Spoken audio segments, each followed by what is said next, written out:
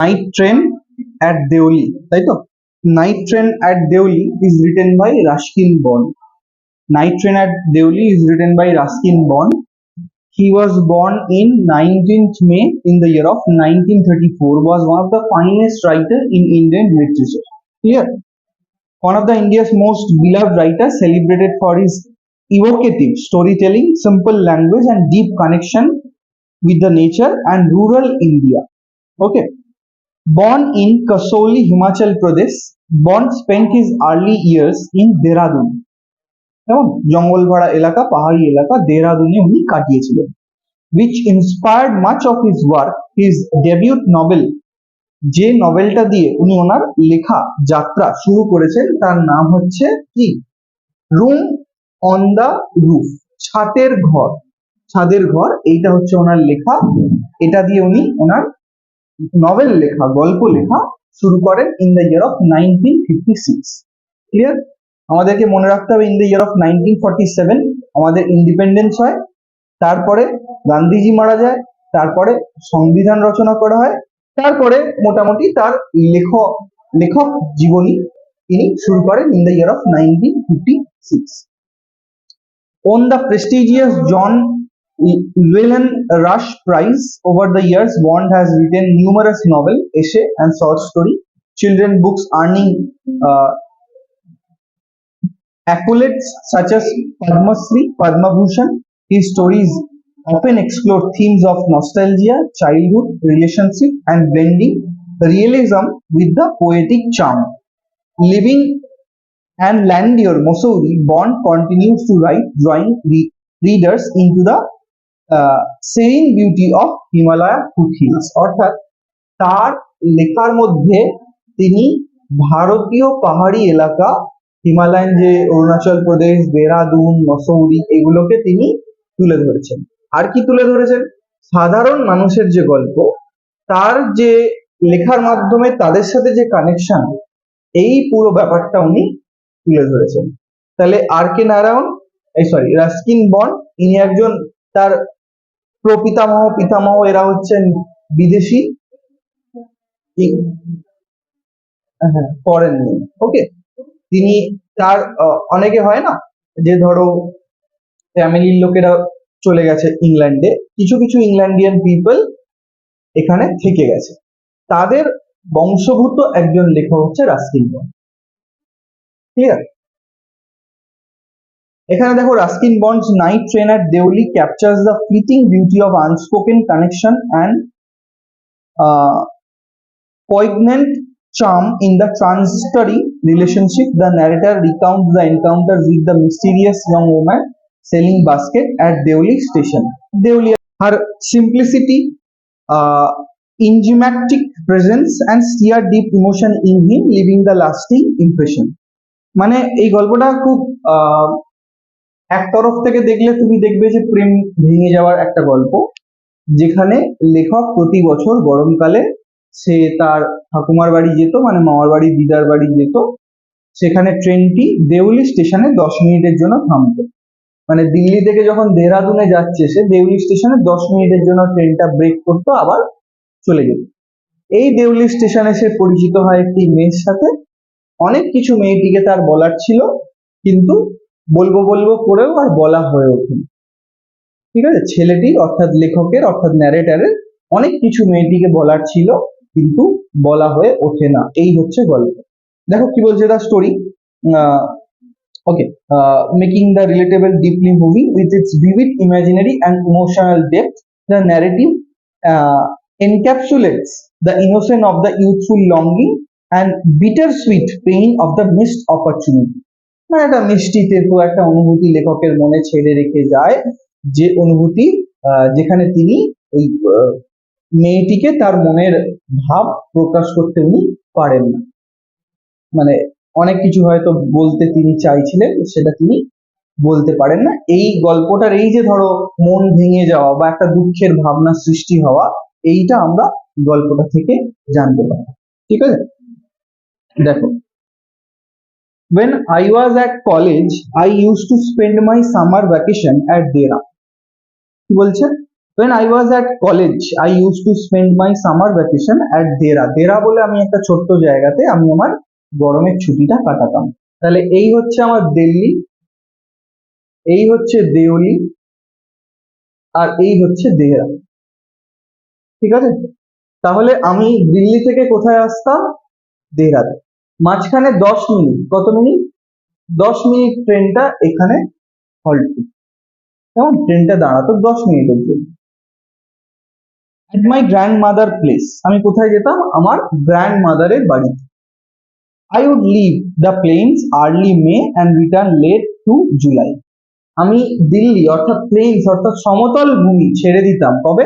মেতে, আবার রিটার্ন করতাম জুনে, সরি জুলাইতে। তার মানে 2 মাস আমি এখানে কাটাতাম। এখানে কবে ফিরতাম? 2 মাস পরে। মেতে লিভ করতাম, আবার এখানে ব্যাক করতাম জুলাই। তার মানে মে জুন জুলাই, মানে প্রবাবলি প্রায় 2 মাস ও এখানে কাটাতো, তাই তো? Deoli was a small station about 30 miles from Dehra. তাহলে দেওলি স্মল স্টেশন, এই দুটোর মধ্যে তাহলে ডিস্টেন্স কত? 30 মাইলস। কত? 30 Miles. It mark the beginning of the heavy জঙ্গল অফ ইন্ডিয়ান তারাই।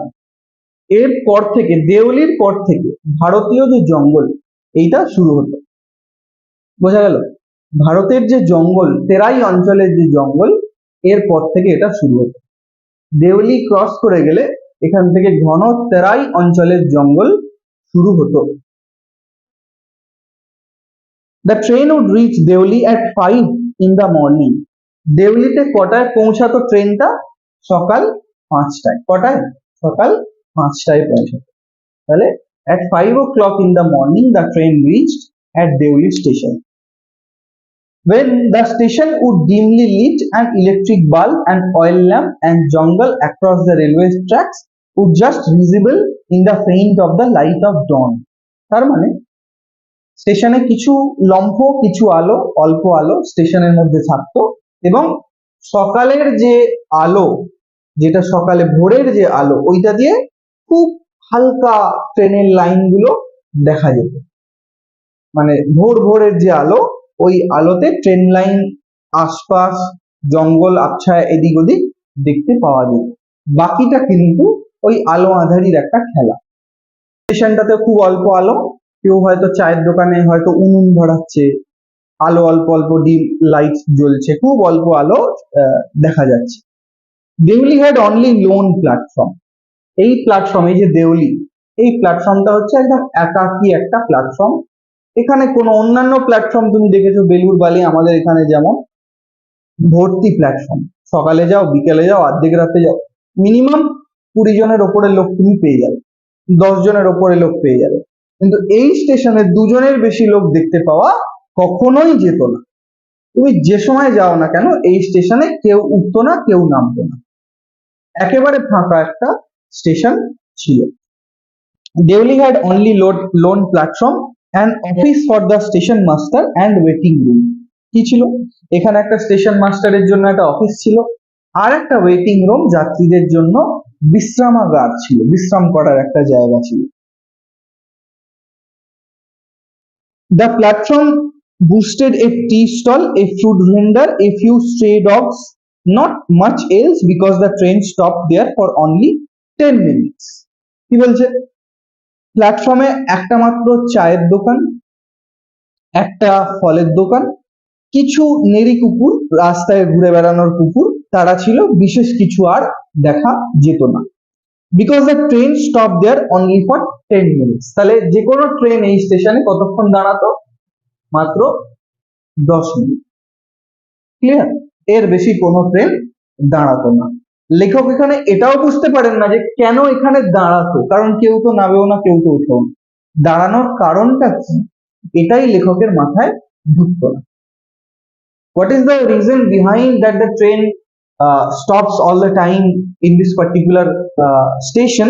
This is the reason the writer never understands before and now also. Okay, তিনি কখনোই এটা বুঝতে পারেন না।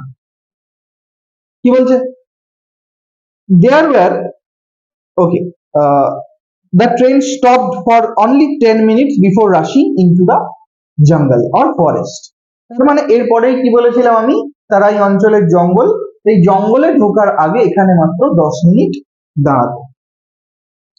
White stopped at Deuli I don't, কি কারণে এটা দাঁড়াতো এটা লেখক বুঝতে পারেন না, তার মাথাতে কখনোই ঢোকে না। Nothing ever happened here, nothing ever happened there, কোনো কিছুই কোনোদিন ওখানে ঘটেনি, কোনো বলবার মতো ঘটনা কখনোই ঘটেনি, কারণ জনমানব শূন্য একটা স্টেশন, ওখানে কিছুই দেখবার বা করবার নেই। Nobody got off the train, nobody got in, কেউ ট্রেন থেকে নামে না, কেউ ট্রেনে ওঠে না। বোঝা গেল, ওই স্টেশনে কেউ নামেও না, কেউ ওঠে না। There were never any coolies on the platform, স্টেশনে প্ল্যাটফর্মে কোনো কুলিও দেখতে পাওয়া যায় না। But the train would halt there for full 10 minutes, কিছু হোক বা না হোক ট্রেনটা 10 মিনিট দাঁড়ায় ওই স্টেশনে। ক মিনিট দাঁড়ায়? 10 মিনিট দাঁড়ায়। and then bell would sound, the guard would blow his whistle, তারপরে ট্রেনটি যথারীতি বাঁশি বাজায়, গার্ড বাঁশি বাজায় এবং ট্রেনটি চলতে আরম্ভ করে। Presently Deoli would be left behind and forgotten, তারপরে আস্তে আস্তে কি হয়, দেউলি মন থেকে মুছে যায়। I use to wonder what happened in Deoli behind the station walls, মানে এই যে ধরো এই একটা স্টেশনের যে ওয়াল ব্যারিকেড, ট্রেন এসে দাঁড়ায়, এর বাইরে কি আছে এটা লেখকের বড্ড জানতে ইচ্ছা করে। অর্থাৎ ট্রেনের স্টেশনের যে বাউন্ডারি, তার বাইরে কি হয়, কারা থাকে, কেমন পরিবেশ, এটা লেখকের খুব জানতে ইচ্ছা করে। I always felt sorry for the little lonely platform, for the place that nobody wanted to visit. আমার খুব মন খারাপ হয় মাঝে মাঝে, আমি ভাবি যে এই প্লেসটাতে তো কেউ আসে না, কেমন, এটা ভেবে লেখক বড্ড চিন্তিত হন। I decided that one day I would get off the train and spend a day here just to please the town. লেখকের মনে হয় আমি একদিন না হয় থেকে যাব, কেউ তো এখানে নামবে না, আমি না হয় এখানে গোটা একটা দিন কাটিয়ে যাব, কোনো একটা দিন যদি আমি চান্স পাই, কি করতে না, শুধু ওই শহরের লোককে খুশি করতে, আমি একদিন থেকে যাব।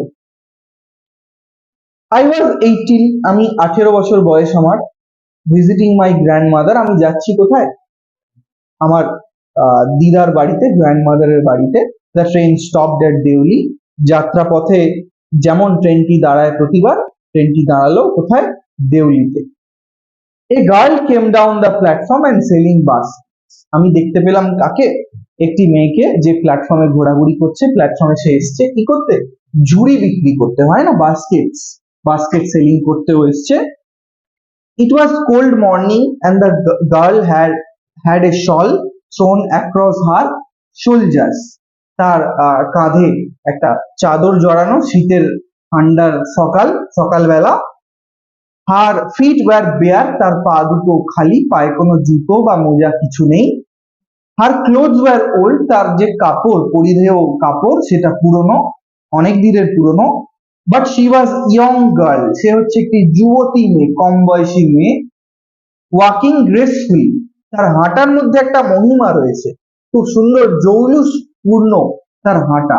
হতে পারে সে গরিব ঘরের মেয়ে, কিন্তু তার হাঁটাটার মধ্যে সে কিন্তু নুয়ে পড়েনি, পরিবারের মানসিক বা পয়সার চাপ তাকে মানে বয়স্ক বা এজেড দেখাচ্ছে না।